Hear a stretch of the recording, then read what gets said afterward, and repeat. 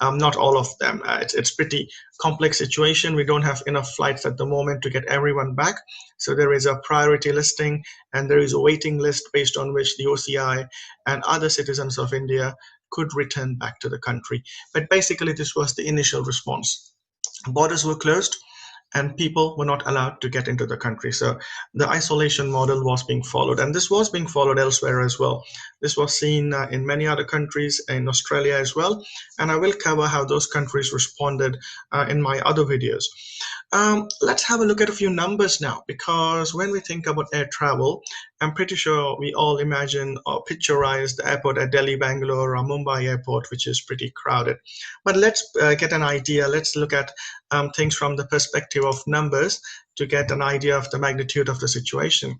So since 1987 until now, if we take out a monthly average, okay, for the last so many years, for the last 33 years, the monthly average, okay, of arrivals of visitors in India is 2.6 lakhs. So that's a pretty huge number, 2.6 lakhs of people visiting India on an average every single month. So that gives us an idea about how many people would have continued to enter the country if we hadn't closed our borders.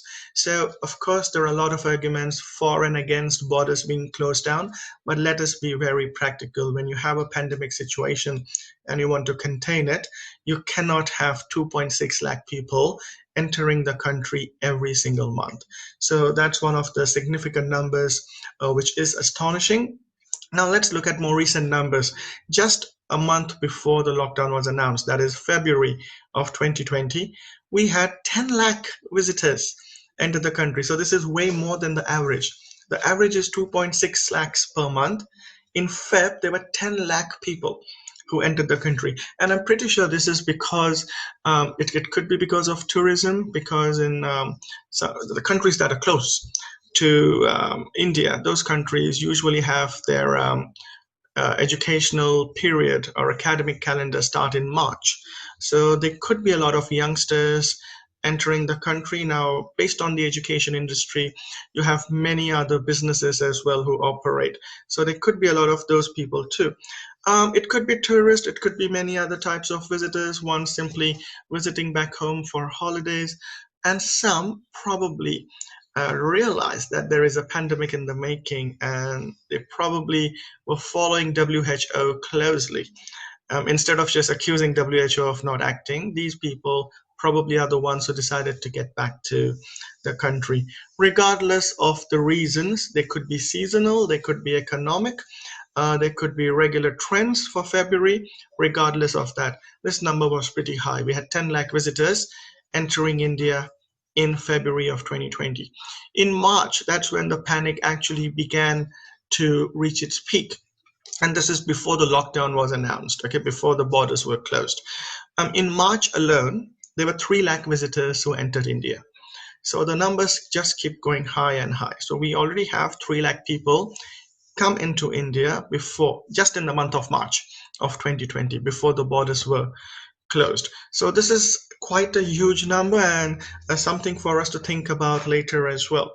Now, just breaking down things a little bit for the purpose of getting a perspective, the ratio of citizens and non-citizens. When I say visitors to India, I mean anyone who is traveling to India, whoever is entering India from overseas. Now, those people could be citizens, they could be non-citizens.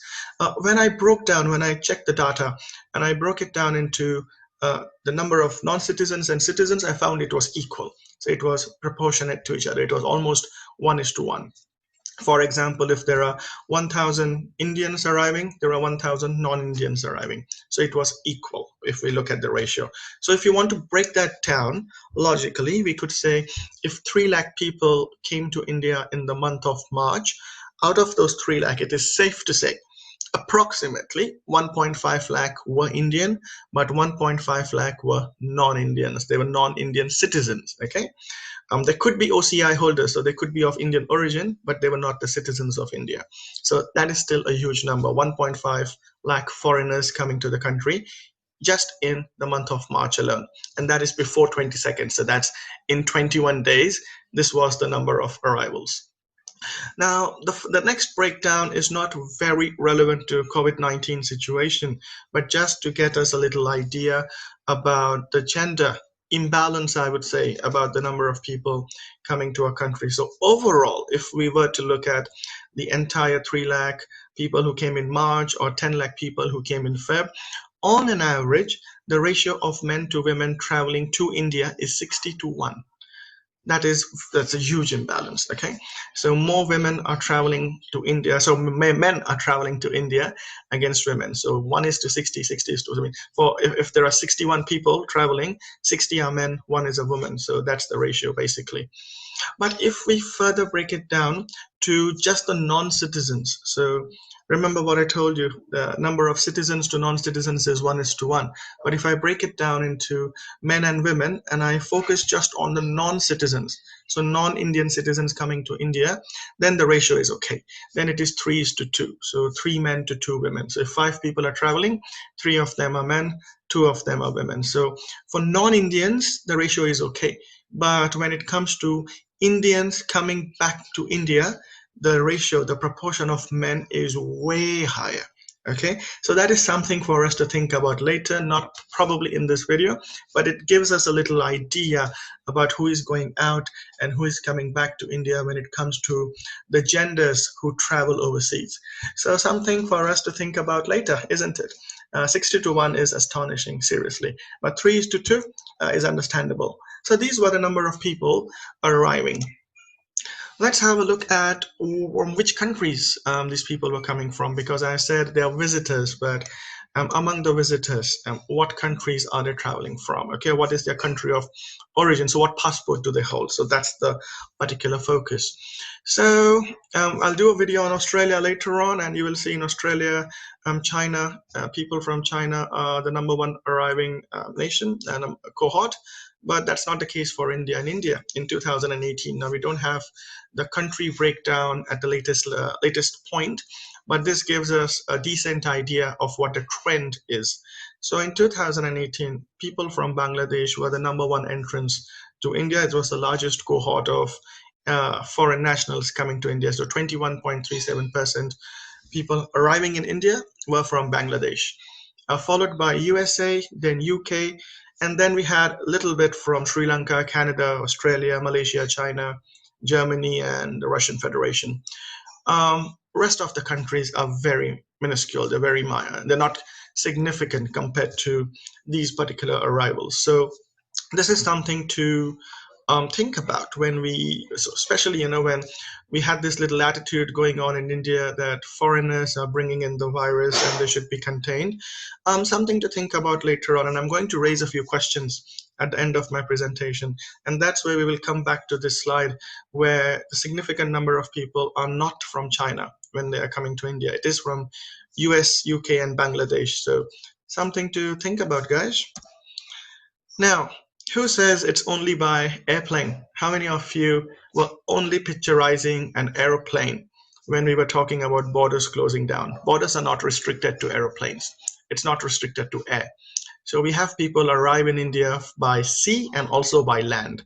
So let's have a little idea about how many people are entering India or visiting India on an annual basis. So I'm looking at an annual yearly average, okay, for the 3 modes of transport.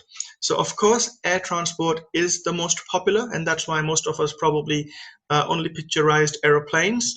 63 lakh people arrive in India every single year by air. 63 lakhs, okay, average every single year by air. 6 lakh people arrive by land. So that is actually crossing the borders. It could be car, it could be walking, it could be legally illegal. Whoever is reported and whoever is accounted for, there are 6 lakh people arriving in India on an average every single year. And then the least popular mode is by boat, of course, or by ships. So I said boats because they could be arriving by boats. I said ships because it could be a tourist cruise liner as well. Okay, it could be a passenger ship. So 50,000 arrive by sea. So that's not a very significant number. 500,000 people arriving in India by sea on an average every single year. So The news that I have been checking out and I have been following has really focused heavily on the arrivals in India by air. And this is actually in many countries. The media is focusing on the airports and the air transport. The area that is neglected and the area that I feel we could engage in a conversation is also the people who are arriving by ships and people, so by sea, and people who are arriving by land. So those 6.5 lakh people arriving every year on an average in India by the two not so popular modes of transport should also receive some media attention. And I think we could also engage in that discussion at some point of time. Now, why do people travel to India? So we have different types of visas that I've listed. You can have a look at them. So we got people coming on a tourist visa, on an X visa. X visa is basically a long-term visa that allows you to stay over a period of 1 year or more than 1 year. So we're not going into the visa details, but X visa is basically a very long-term entry visa into India. Then you of course got people coming for employment and for business, those who are foreigners or Indians living overseas and have a business in India or have invested in India. Those people travel a lot. You have people who are employed.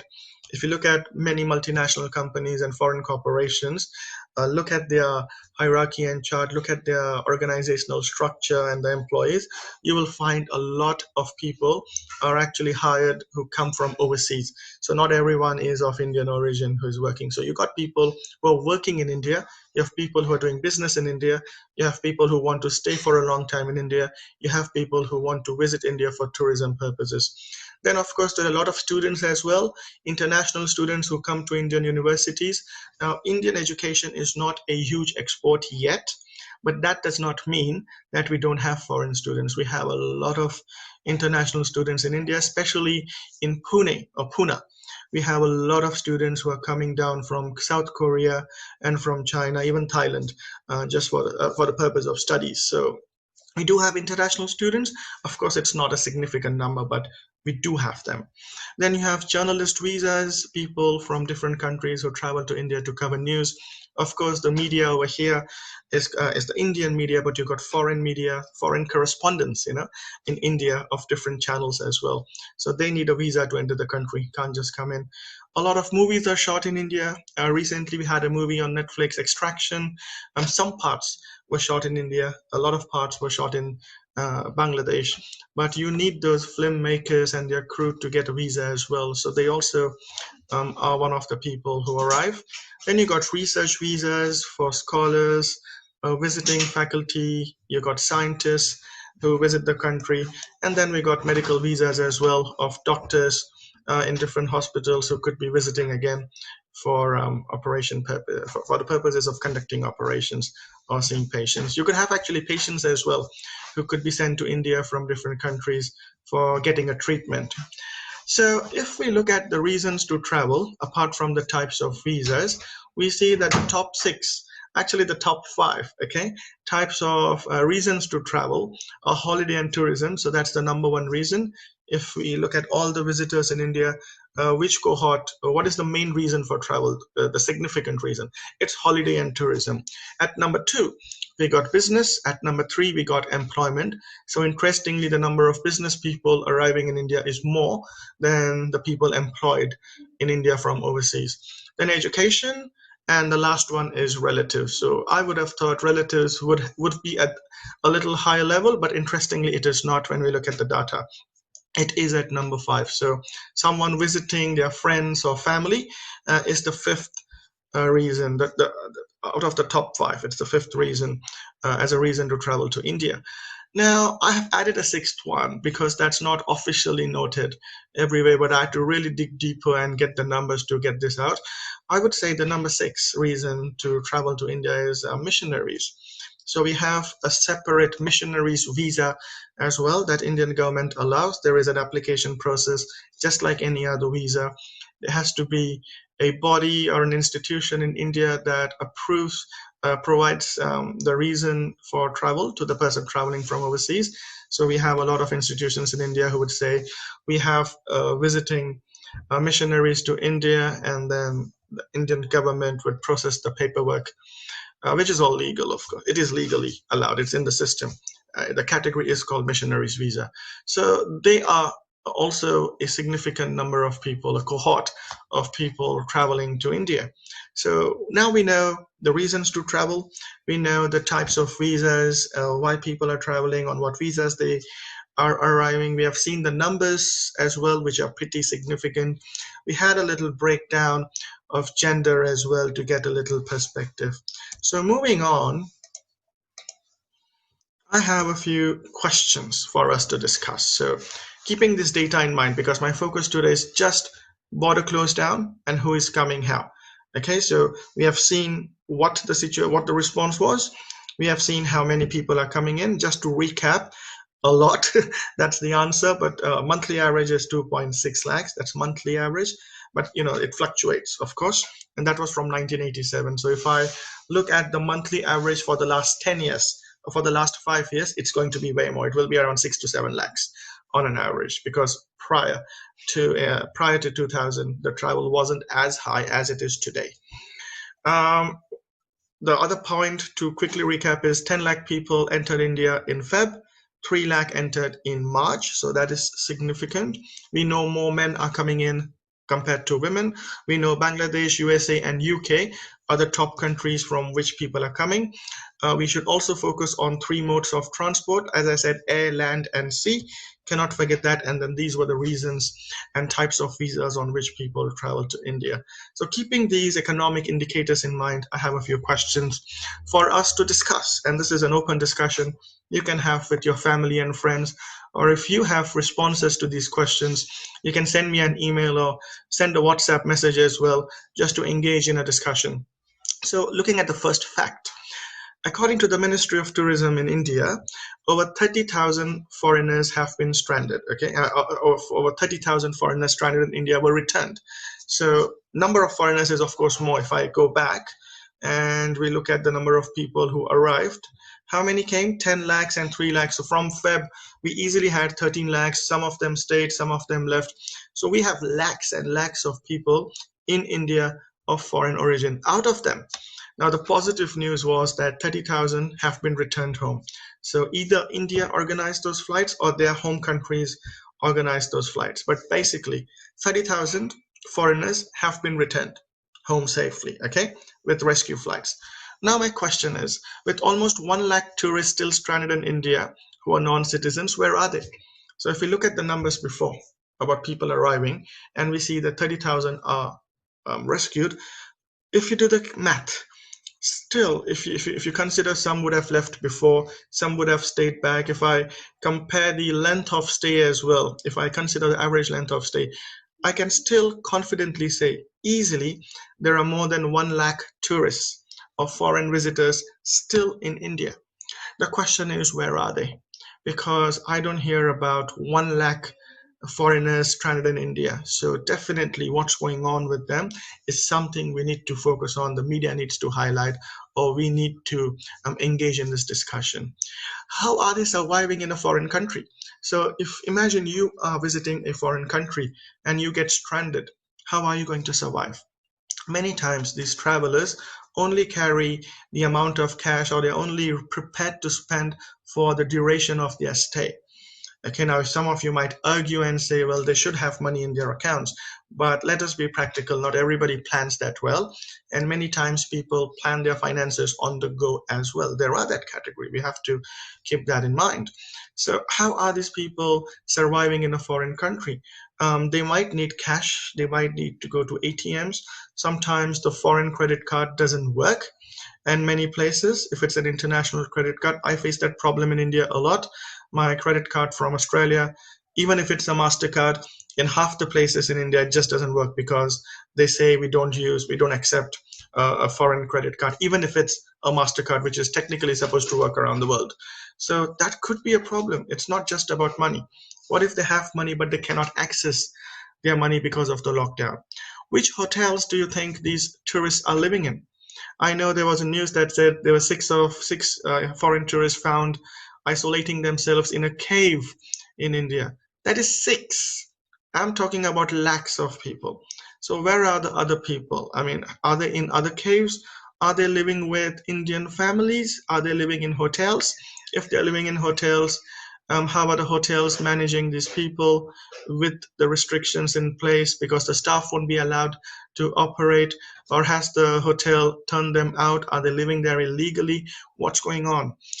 If they are living with Indian families, for instance, why isn't the media covering the acts of kindness of Indian families hosting these foreign tourists? These are a lot of areas that haven't been explored.